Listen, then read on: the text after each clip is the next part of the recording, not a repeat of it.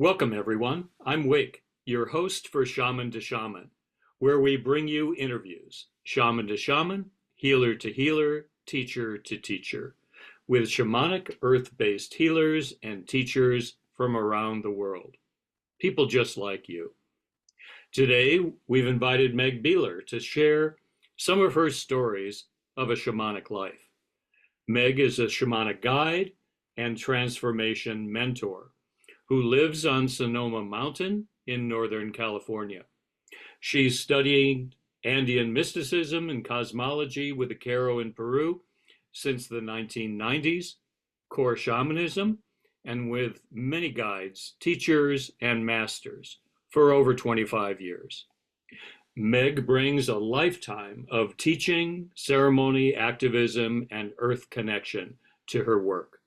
She is the author of Weave the Heart of the Universe into Your Life, a teacher and creator of Earth Caretaker's Wisdom School, and is currently writing a memoir about her own spiritual journey. Welcome, Meg. What a delight to have you. Thank you, Wake. It's a delight to be here. Thank you. A delight to be speaking to everyone. It's so important to find connections with people who are doing the same work we are. Exactly. And we hope that the work that Meg shares will resonate with you and impact your life in a meaningful way. And that today's discussion will inspire you to add shamanic sessions and experiences to your life, that we may build a shamanic community together. Shaman to Shaman is brought to you by Shamans Directory, a dynamic online resource for earth-based shamans to share themselves, offer medicine, build community, and change the world. To learn more, you can visit online at shamansdirectory.com, on social media, and on our YouTube channel. So here we go. Today I'm honored to welcome Meg Beeler to introduce herself to our Shamans Directory community. Meg, I have an initial question for you, but I believe you want to start in a different way. Well, I was thinking about that. It might be good to talk a little bit and then I'll stop and do a little practice. How's that? That's great with me. One thing I notice, Meg, is in some of your material, you say the universe is a feast. Get back to the table. I'm very intrigued by that. What do you mean exactly? Well, as we know in the shamanic worlds, everything is alive, including the universe, and not just our universe, but the many multiverses beyond. There's a beautiful, when I was writing the first book, I found some beautiful references from astronomers to Laniakea, which is the multiverse among the multiverse, and how they're all connected through filaments. And of course, filaments resonate with all of us who work in the Andes, because that's what that tradition works with, is filaments of light connecting. So I think I got interested in the universe when I was very young, because I tried to figure out when I was 5 years old what infinity was. I wasn't very successful, but it intrigued me, just like the cosmos, the universe intrigues you. So in all my work with my guides and being in the mountains in the Andes and thinking about the Incas and how they connected mountains with light, it just made sense to me that that goes on and on. And the more we expand our own connections, to the tree outside, to the mountain down the road, to the mountains around the world, we can also expand them into the universe. And that gives us a huge view, and it gives us a lot of support. I love that term, filaments of light connecting. I felt that in certain ways, but say more about that, if you will. The very first time I was at Machu Picchu, we were at a particular place that held a lot of energy. And my first teacher, Americo Yabar, told us that this building up above used to have 4 windows on 4 sides in the 4 directions. and that the Inca priests would stand there and emanate light, and people around could see the light coming out the windows. And that just totally hooked me. I had no idea how to do that or what it would mean, but it felt very resonant. And so really all my work in lots of ways has been about moving light through my own body, connecting with filaments to mountains, to trees, to people. We used to do a full moon meditation where we'd go out and look at the full moon and connect with all the other people who were also looking at the full moon. So all these ways are all these practices and ways of thinking are vehicles for getting our hearts bigger and being part of the world, not separate from the world.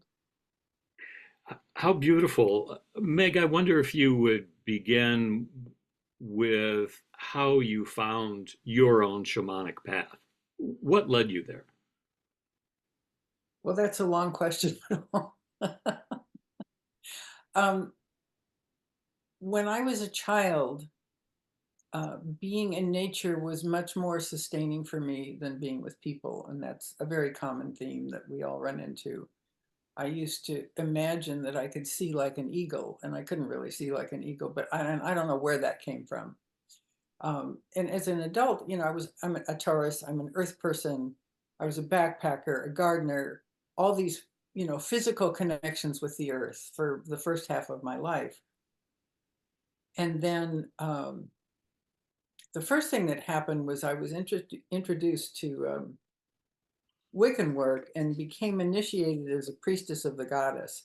And that was my first introduction to working directly with the elements and doing cleansing and doing blessings and doing ceremony all the time. I'd always done ceremony. I mean, in the 70s, we used to think of solstice and equinox ceremonies just on our own. So it was a natural thing for me, but having some tools that go back and connect with other traditions is very useful as well. And then a friend of mine was working with Americo Yabar, and the first time I heard him in a room with 400 people, I felt like he was speaking directly to my heart, and it was really an astounding feeling. So I was very intrigued with him, and soon I went to the Andes, and I kept going back and kept going back because it was my place. That felt like my tradition. And as all of us know who work in another cultural tradition, it's very difficult because we're not, as much as it means to us, we're not anointed. So we're learning and we're doing, but nobody ever says to us, you're this or you're that. So you have to have a lot of internal fortitude and draw to keep going. Several years ago, you know, whenever Tito La Rosa, the musician, is around in Northern California, I go and do ceremony with him. And one time he said, he referred to me as a woman of our tradition. And I was felt so blessed because that's the way I feel, but nobody ever says that. Anyway, the mountains of the Andes just moved me. The filaments idea comes from Americo Yabar. And we used to work a lot with filaments. And so I came home and I thought, okay, I can't be in those mountains all the time. How am I going to connect to those mountains? So I developed this Earth Cosmos meditation where I would create a column of light going through my body and then with my heart connect to all the sacred places. So that really built that sense of belonging and connection to the larger world. And at the time, you know, my mother was going blind. She had macular degeneration. And I thought, you know, it was other people in my family had it. And I thought, okay, if I go blind, what am I going to do? I'm not going to be able to see all these things. So I have to visualize them. So that was a big prompting to keep going with that. And then the energy aspects of working with the elements, for example, and releasing and filling the basic practices that the Karo do were, they were interesting to me. But when my daughter was really falling apart and it was like day to day whether I could cope, and my parents were falling apart, I really went to the energy practices, and that was what sustained me. So I think that was a big shift. I was totally taken with this work, but seeing how it worked, seeing how I could keep going for another day, was a huge part of it for me. And that's, I suspect, I mean, all my clients, when they come, they want to heal something, but when they see how much it works, that's when they keep going. It's not an abstraction, go take this workshop, that workshop. It's like your life needs it, your heart needs it, your family needs it, your community needs it. And you needed it. That's Mm. what's striking to me, Meg, is that you were learning these practices, and then you were compelled to use them for your own family survival, if I could put it. Yes, yes. And I'm still compelled to use them. Now, sometimes it's for my family survival, sometimes it's for the survival of the world, but it's the same thing. If my heart isn't clear, I can't do any healing work in the world or with another individual. If I'm not connected with all these beings around us who are here to help us, I can't do the work. So it kind of it does demand that we stay connected and we stay clear and we stay in our hearts. I think the description of part of your work involves cleansing and focusing energy. Is that an aspect, or is that how you would begin with a client, for instance? Um, I pretty much teach everybody how to do that because it's so useful. And uh, I don't necessarily do it the first time I see a client. It kind of depends on where they are. And if they're totally new to shamanism, I don't dump a bunch of practices on them. But for example, every time I ever work with somebody, we create sacred space together. And that's really important to me. Not that I do it beforehand, but that they learn how. They learn how to connect with, they know what the four directions are. They know what the elements are. They begin to create this sacred circle that they can engage with. So that's one of the ways sometimes I will, because I do it so often myself while I'm creating sacred space.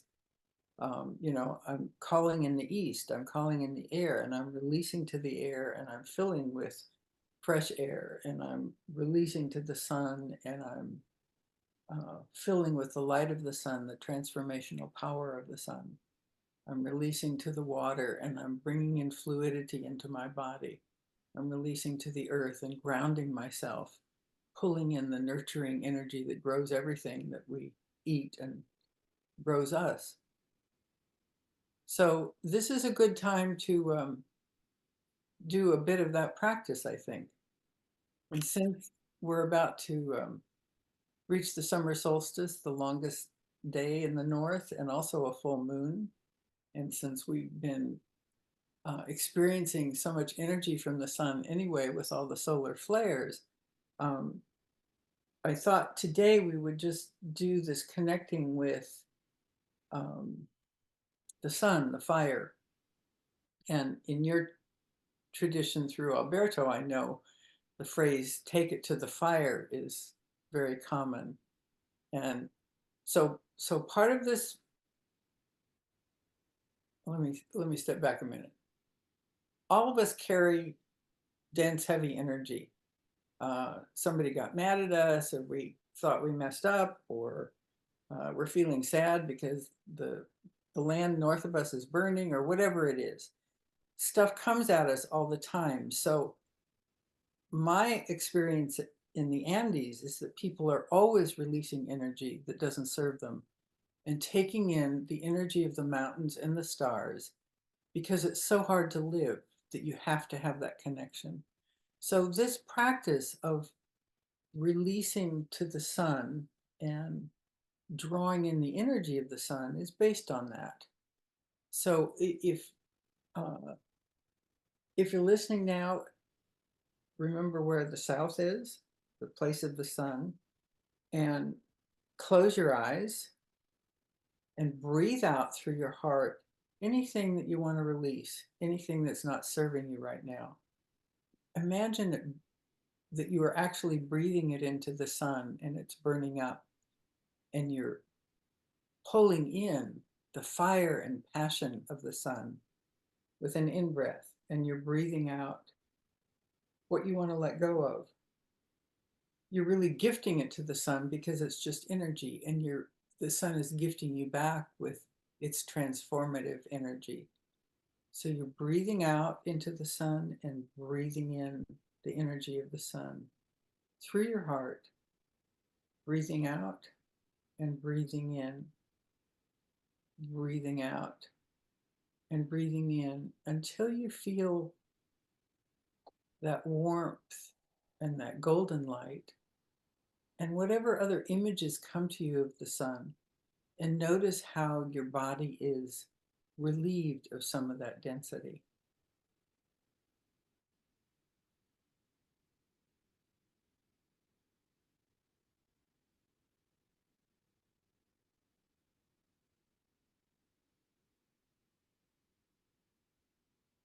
So as you open your eyes again, just notice in your body what's happening,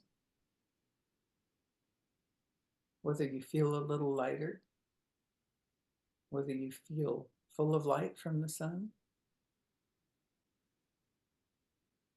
And what I would say about a practice like this is I love it because it's simple, because it's easy to remember,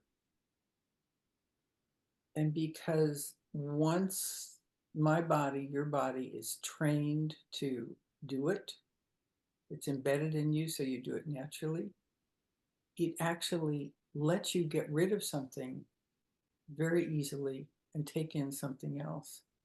So you train your physical body and your energy body to release what's not serving you and take in. So you're doing the basic shamanic practice of shifting between worlds, stepping between worlds. And that's at the root of all shamanism. We're just doing it through the energy this way. I feel so appreciative, Meg, of you sharing this. Personally, I feel like I need to sit up straighter and greet the sun with more respect and engagement.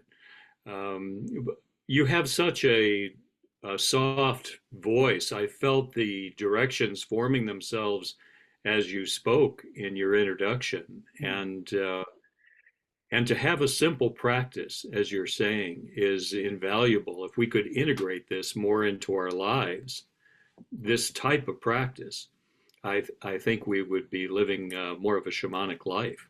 Is Mm. that what you feel? Oh, absolutely.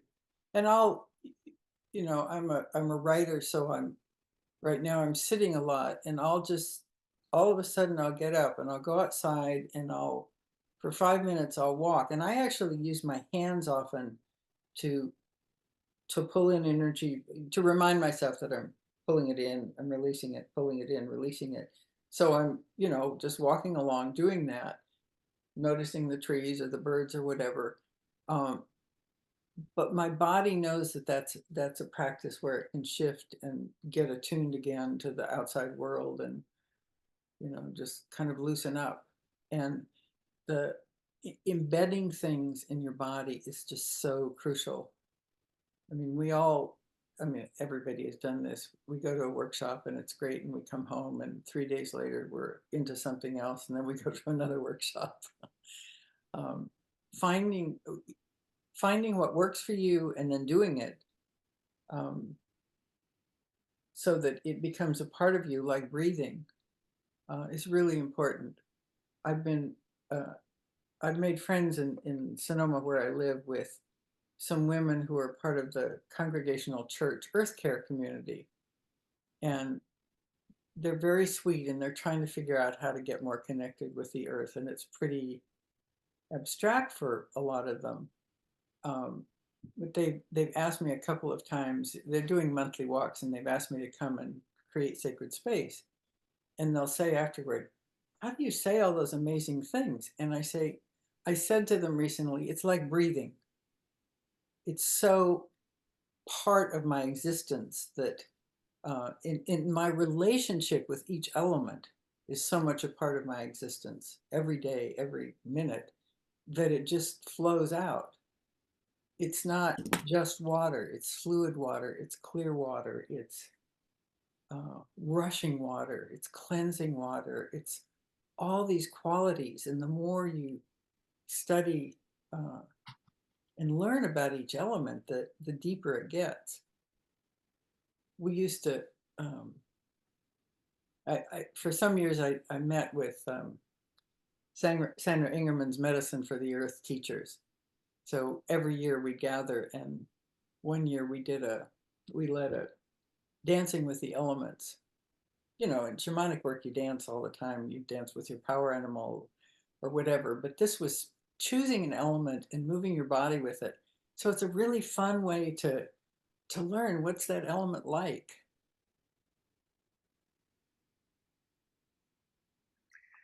And this reminds me of something that you've said in your material of working from density and going toward beauty.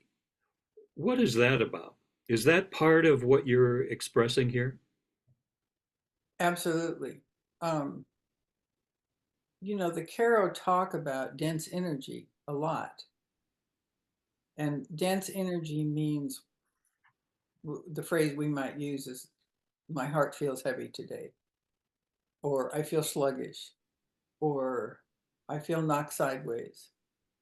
For example, between the last time you and I talked, I was totally blindsided by a power struggle in this organization that I used to be a chair of. It was really awful. And the level of accusation was definitely dense energy. And the level of triggering that, of course, happened in me.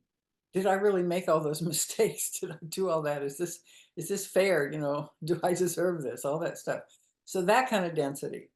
So the more you can release that energetic density and really, it's not so much get rid of it as gift it into the energetic universe, because it's just energy. It's not really positive or negative. That's just in our heads. The more you can release that density and draw in lighter energy, the lighter you feel, the easier you feel, the more joyful you feel. So these energetic practices that are so important to me are ways of doing that release of density and drawing in light.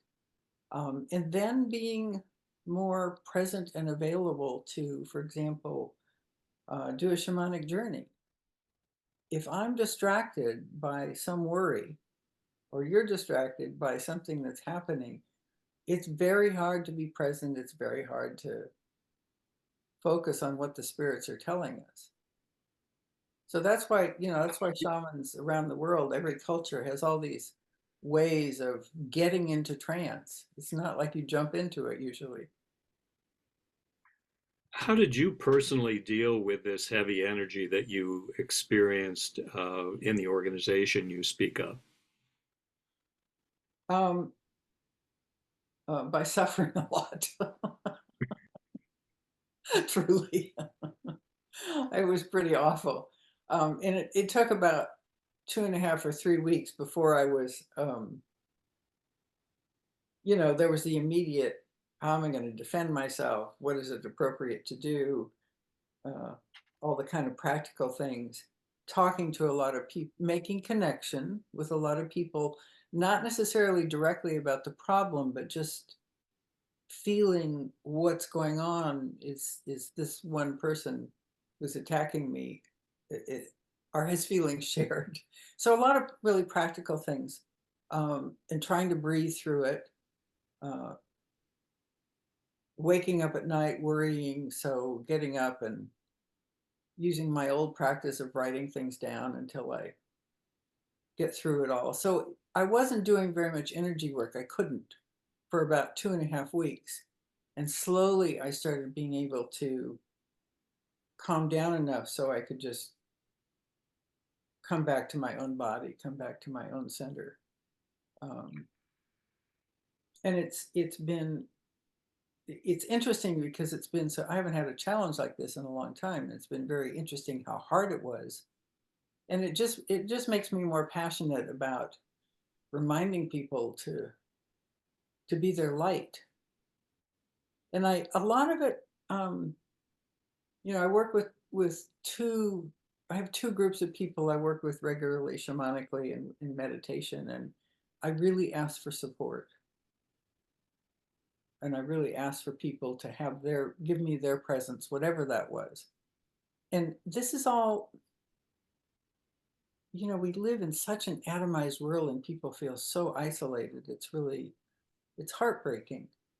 Um, so drawing on the connections, whether it's your power animal or your tree or your mountain or your friend, um, or all of them, drawing on the connections so that you feel held instead of isolate is really important.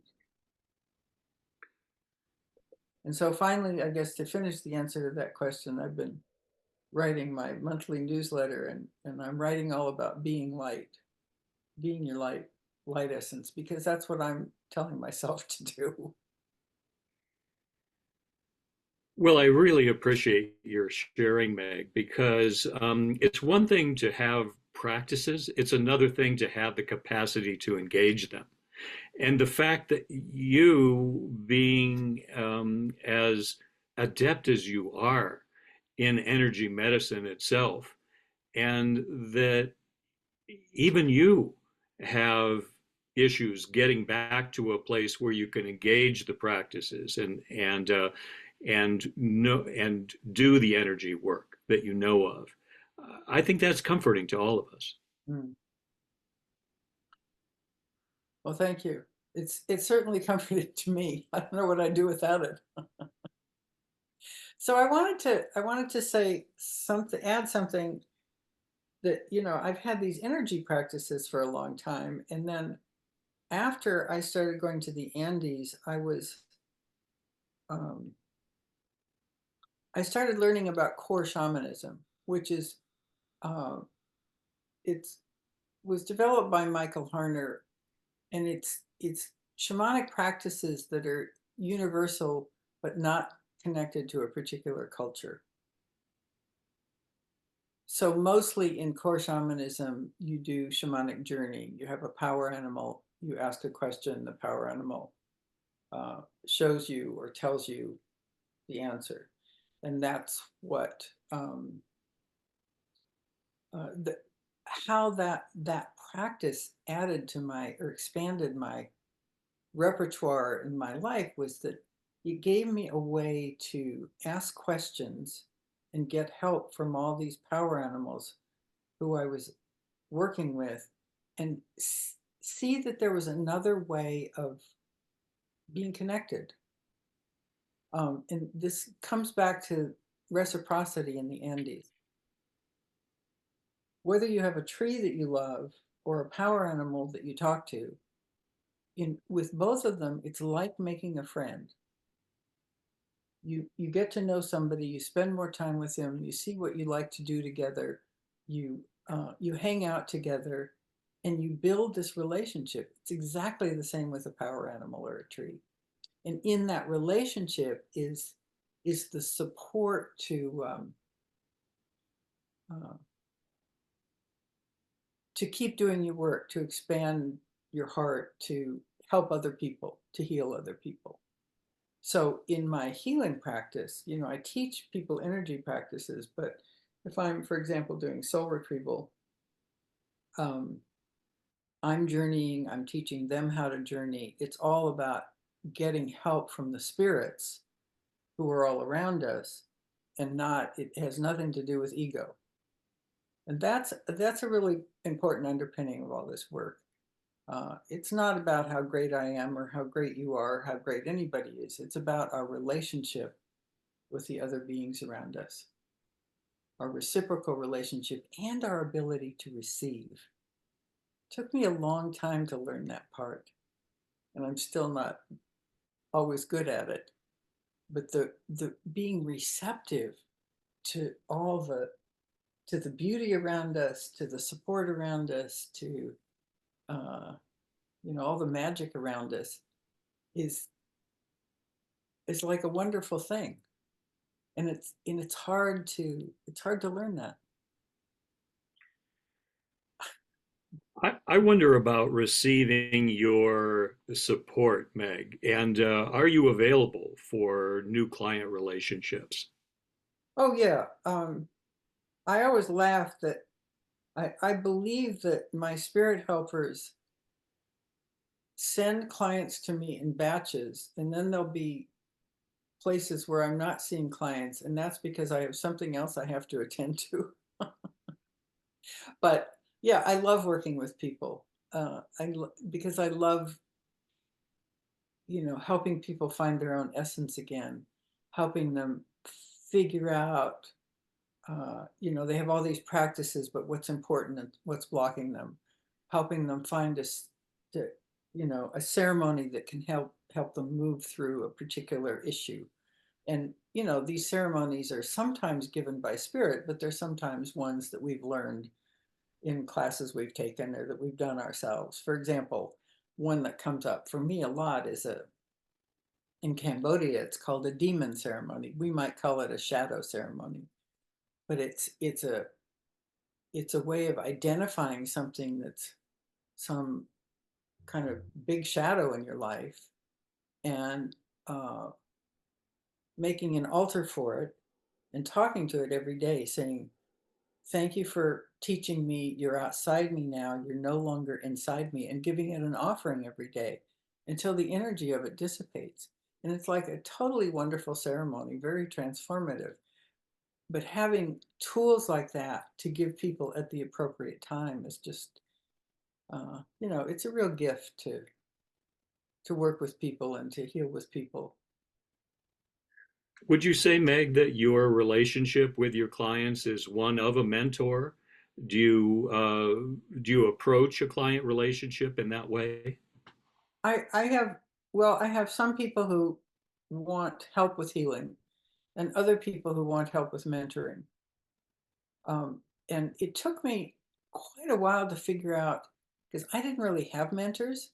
I didn't, and a mentor to me is somebody you can go to and say, okay, I've got these energy practices, uh, but the heaviness comes back every day. What do I do now?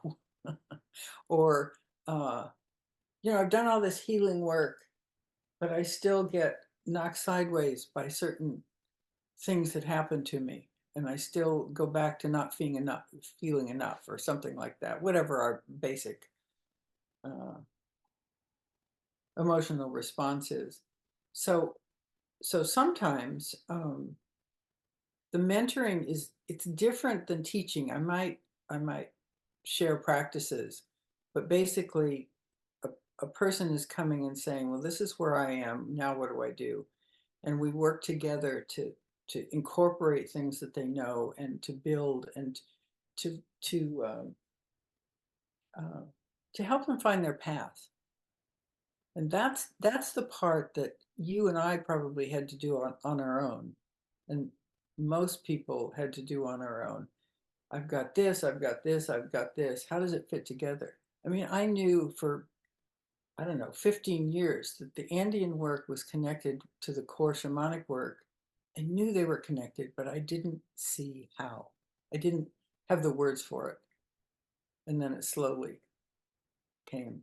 So I think, the healing part is more traditional, like somebody uh, has been traumatized and feel like they've lost soul parts. That's a very specific body of work to bring back the soul parts, help them get to know the soul parts, uh, do some work to identify what's standing in the way of embracing them, things like that. Um, yeah, and then there's everything in between. But it feels like there's a distinction Sometimes people think they want mentoring when really they have a lot of stuff going on and they need healing, but that becomes clear.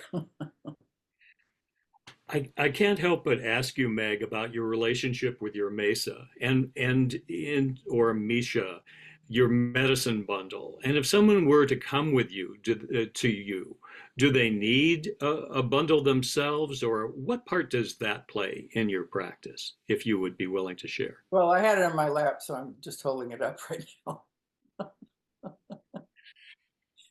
Um, that's a really interesting question, Wake, because they're very important to me personally. Mine are the old tradition of I just have stones in my mesa. I don't have other things like people have now. I mean, that's a personal thing. And I have two mesas. One is more for my personal and one is for healing.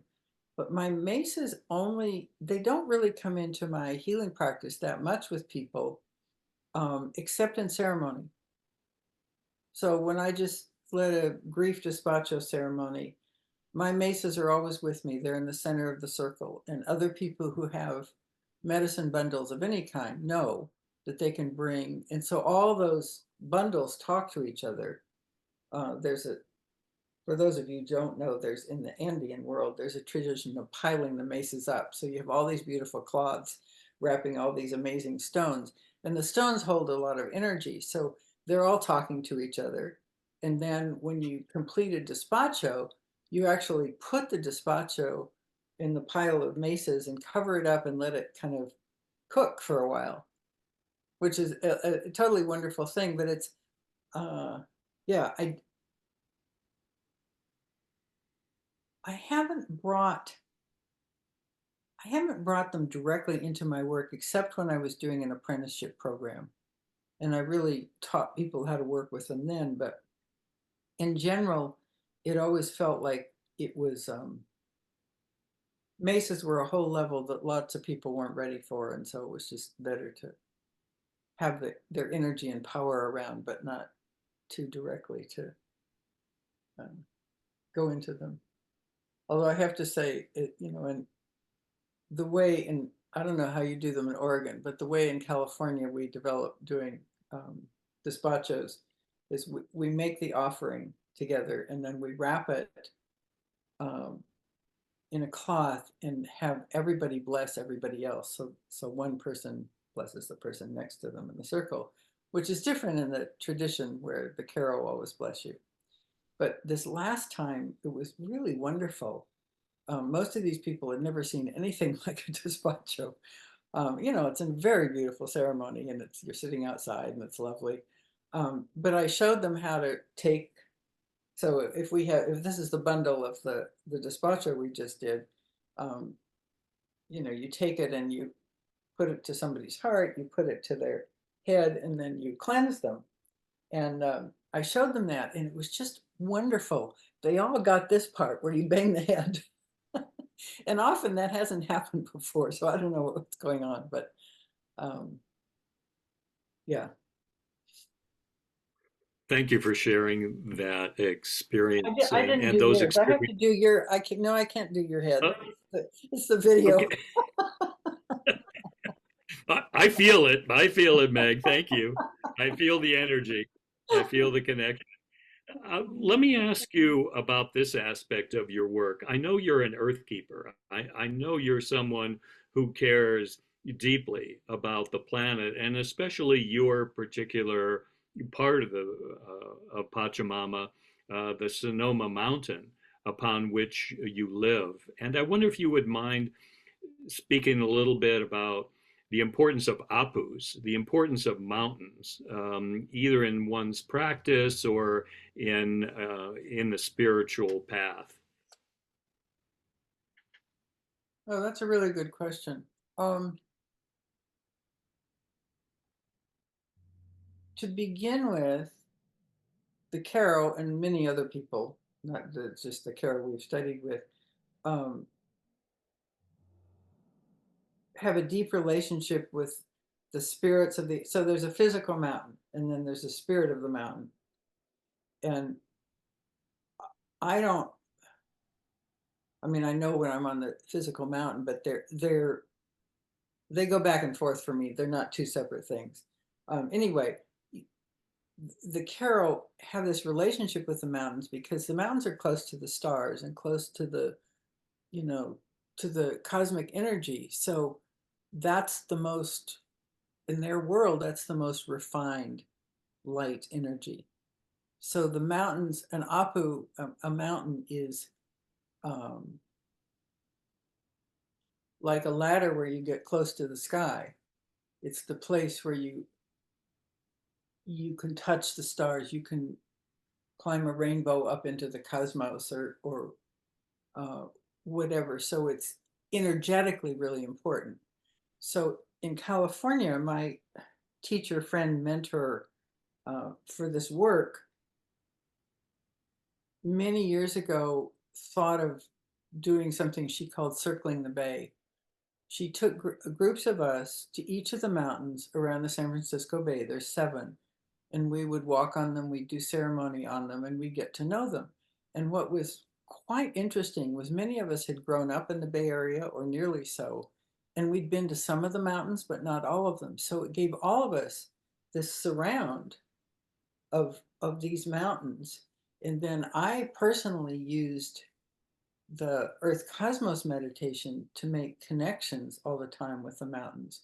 So in that, what I mean by making a connection is I visualize Mount Diablo, and I visualize it's not like a standard thing, but my favorite trail, the places I've done ceremony, uh, the places I've explored, the view from a distance. So all these ways of making the physical part of the spiritual, the energetic connection. Um, and that's, why I love visualization so much in what I call meditations, because it makes it tangible. Um, so having all these, for me, having all these 7 mountains and then living on a mountain, I use all of it as a way to remind myself to have that larger connection, and to feed that larger connection in practical ways as well as spiritual ways. So a spiritual way might be to do an offering ceremony to the mountain. A practical way might be to work to take people on hikes on the mountain, or to work to bring awareness to the mountain, which is what I've done for a long time with Sonoma Mountain Preservation. And you're not talking to the general public about the spiritual aspects, but you are talking about how much you love this mountain, and your enthusiasm carries, and other people get, oh, I could be excited about this mountain too. So it's a way of helping, subtle activism, helping connection without exactly telling people what you're doing. And I, at my house one night after I'd moved here, I woke up from a dream in which I'd been told to make a medicine wheel. So of course I'd never made a medicine wheel. That didn't stop me. And I did a lot of journeying to see what it was supposed to look like, what it was for. And I had one of my apprentices, and I laid out the cardinal directions, and I kind of laugh. Most of the stones in the medicine wheel, which is quite large, I already had. I'd always collected stones, so now I had someplace to put them together. And so here's this physical medicine wheel, and I teach up there and I do ceremony up there. And then over time, it started waking me up at night and showing me this portal in it, this energetic portal. And I know that all these stones are talking to each other in ways that I don't even necessarily know. So all of this energetic work is going on in this place that I created and I feed, but it's also doing its own thing, and it also feeds me. So I'll often, you asked about this challenge I was having. I will wake up in the night and let myself, uh, I get words for it, feed into the energy of the wheel from my bed and let it kind of wash over me. And that's very comforting.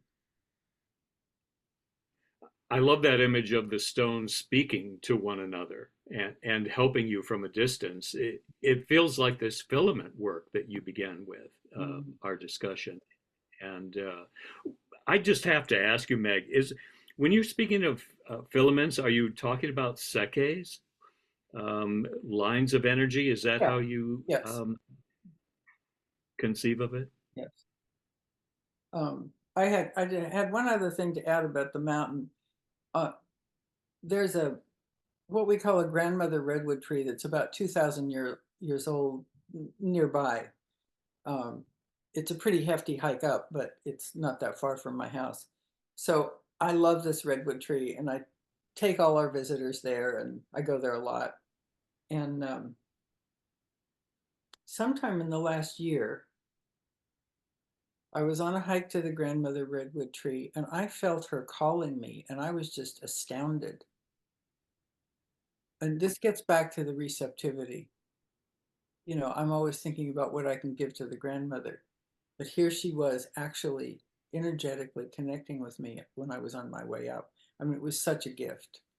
It was just a real blessing.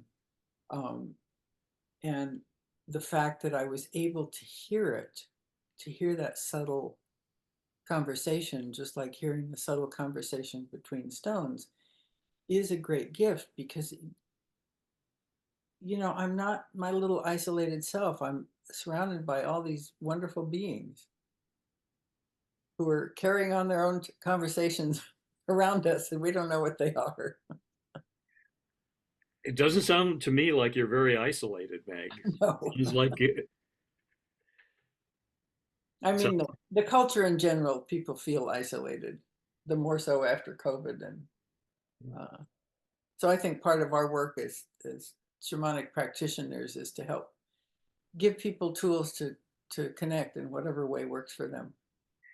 and that to me is what Shamans Directory is all about, is that connectivity that you began with and that you feel is so important of enlivening a relationship with the natural world, with the mountains, with what surrounds us.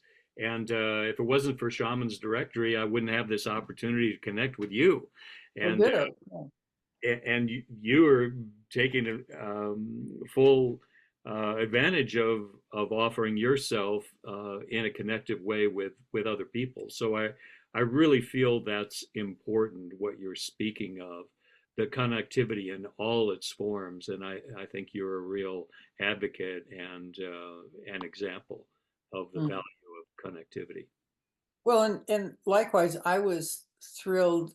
I don't quite know how I got an invitation to be a member, but I was thrilled by the energy of the directory that's so based in earth medicine, and it's started out, I think, largely people who'd worked in the Andes, but it wasn't just that. Um, and it brought all the cultural richness, which now we're expanding to invite more teachers from other cultures. That cultural richness without the this is better than that and that kind of competition stuff that has so often come because cultures have felt so uh, that so much has been stolen from them. And I have to say that's something that I totally appreciate about the Carol because they hightailed it out of reach of the Spanish and kept their culture intact until 70 years ago. Uh, we're gifted with some amazing uh, indigenous work from people who do not feel particularly ripped off. And that was a huge thing for me because Native North Americans, for the most part, have, have not been very accessible because of that cultural theft that's been so pervasive. And I do feel Meg, that there's a gradual awakening and a gradual allowing of wisdom to be shared, people to be respected, and more folks to come to the fire. And I think I agree with you that it's the Caro as a shining example of people who are willing to offer their medicine to others who are ready to receive it. And they have held for so long the indigenous ways. And you and I and many others have been so blessed by their willingness to share and teach. And I think about how costly it's been for them. You know, they came out of hiding in the mid 50s because of prophecies about what was going to happen in the world and that they were supposed to share things. And in doing that, uh, they've had to adjust generation by generation to this culture, and the difference between how things are now and how things were in 1995 when I first started going are just huge. That's what, 30 years. Uh, I'm sure you've seen that even more. So the sacrifice part is maybe the hidden part of shamanic work. When you watch an indigenous healer uh, work with 30 people a day or 50 people a day or whatever, and you think, oh my God, I can only do 5 on my maximum best days, you have some sense of both how demanding it is and how important it is to get the support of all the spirit helpers. That is just a constant thing. Yeah. Before it's necessary for us to leave one another today, Meg, I wonder if you would speak a little bit about your memoir and what is your goal here and how is it writing about your life?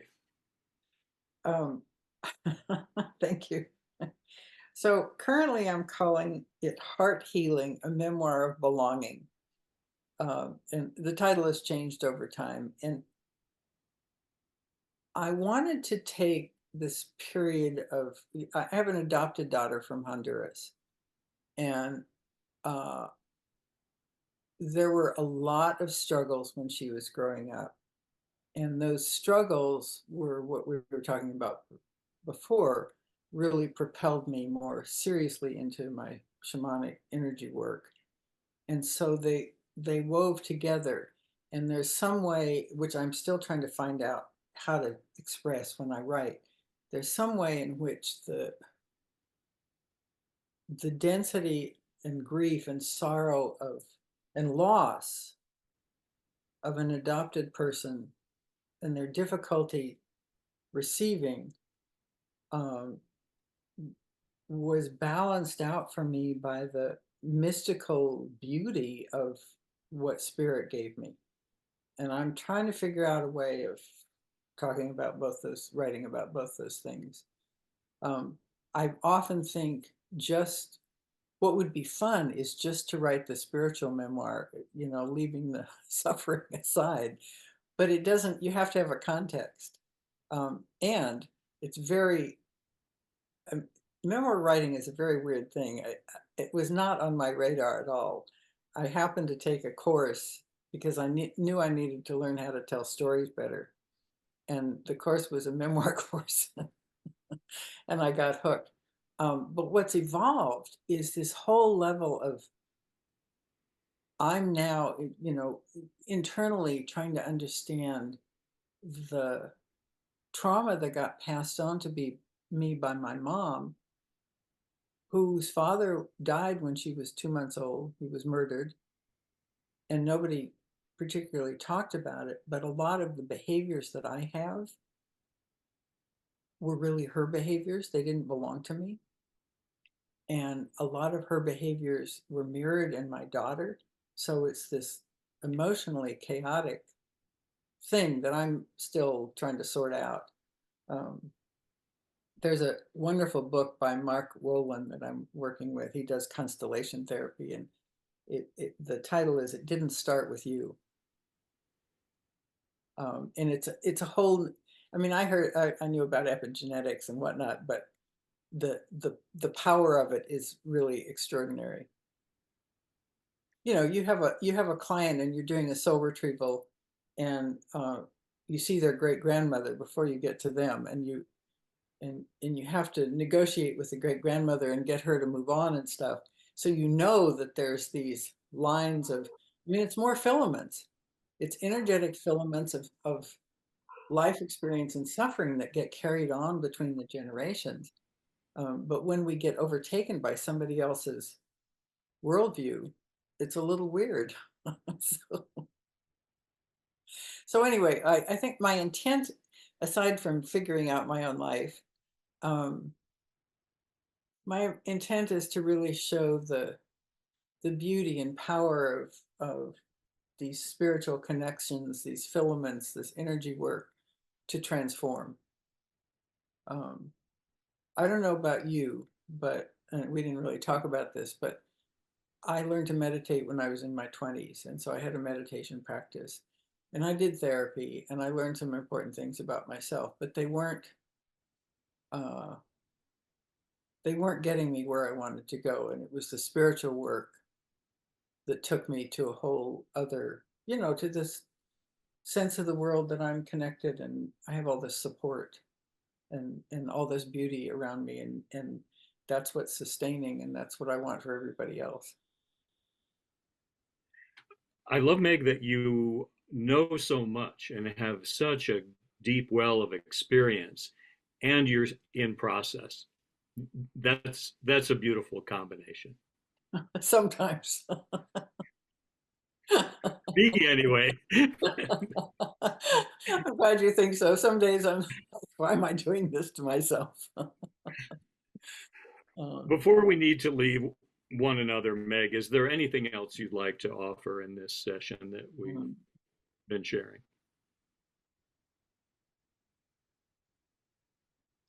Yeah, I want to just talk about our hearts.